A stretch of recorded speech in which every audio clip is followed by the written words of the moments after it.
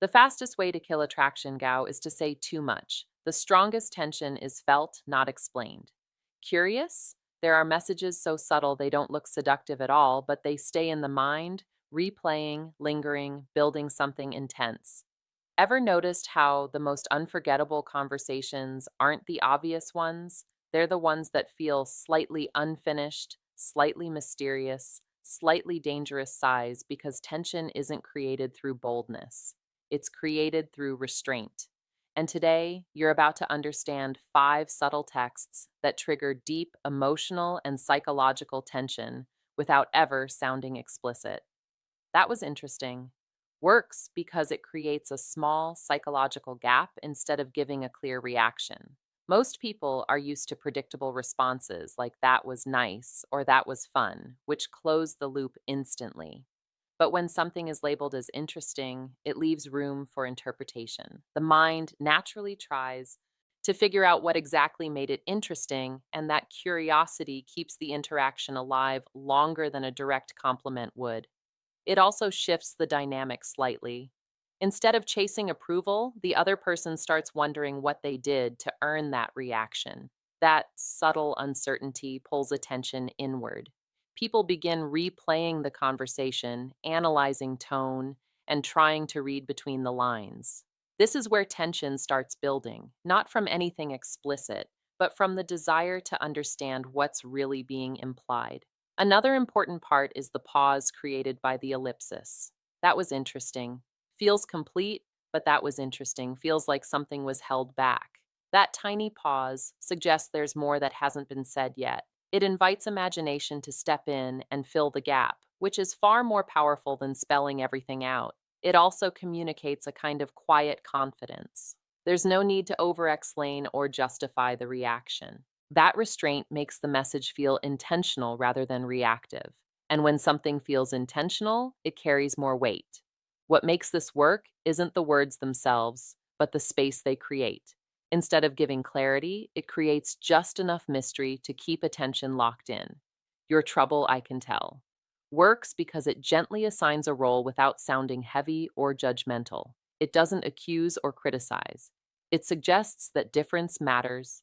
When someone hears this, it creates a small spark of curiosity about how they're being perceived. It's not fully clear what trouble means here, and that ambiguity is what keeps the mind engaged. It also introduces a playful tension.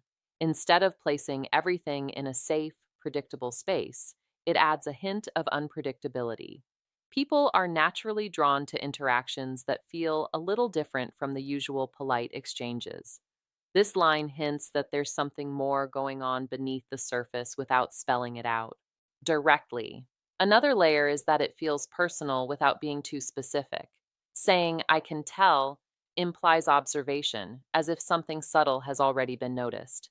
That creates a feeling of being seen but not completely understood. And when someone feels partially understood, they often lean in more, trying to reveal or clarify that impression. It also shifts the energy away from approval seeking. There's no chasing or over explaining. It's a statement that stands on its own, which gives it a sense of quiet confidence. That kind of delivery changes how the message is received, making it feel more grounded and intentional. What really makes it effective is the balance.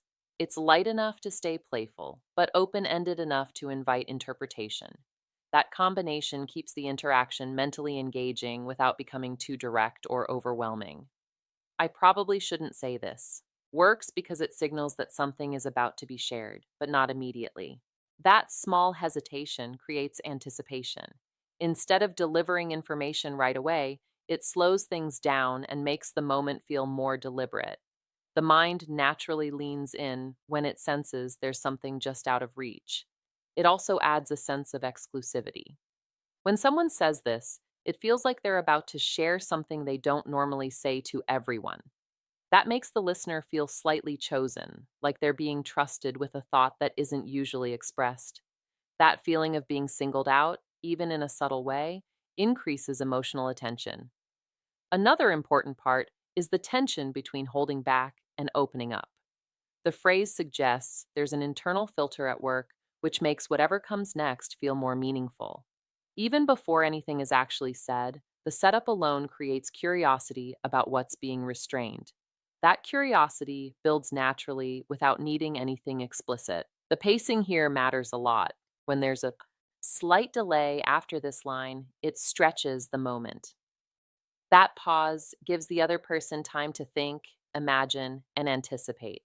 Often, what they imagine in that space becomes more engaging than a straightforward statement would have been. It also communicates a kind of self awareness.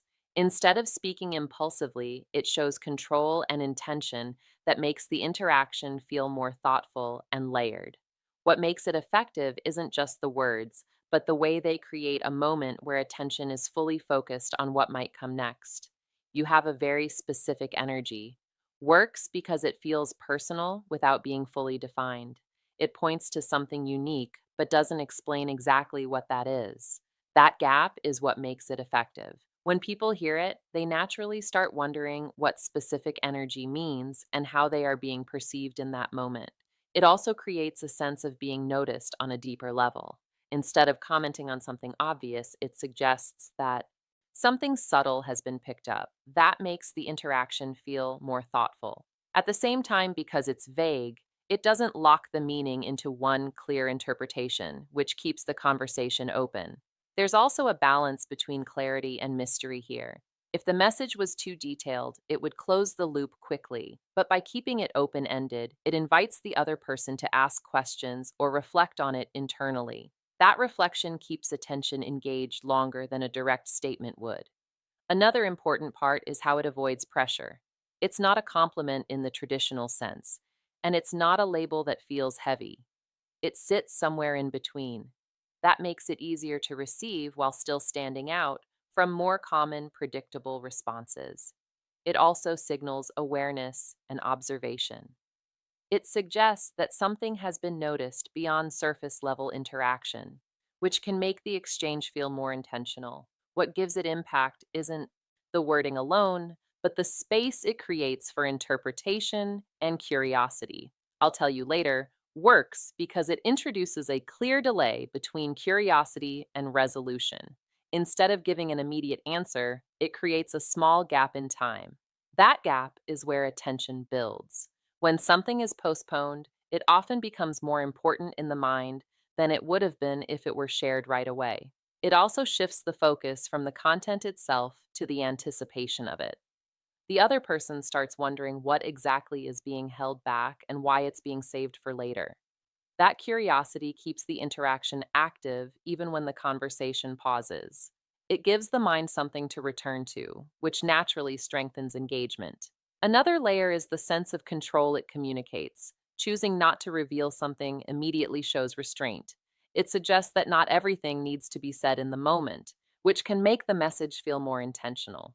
That kind of pacing changes the rhythm of the conversation and makes it feel less predictable. There's also an element of subtle intrigue. By not specifying what will be shared later, it leaves multiple possibilities open. The mind tends to fill in those possibilities on its own, often imagining something more interesting than a straightforward answer would have been. This imagined version can carry more emotional weight than the actual information.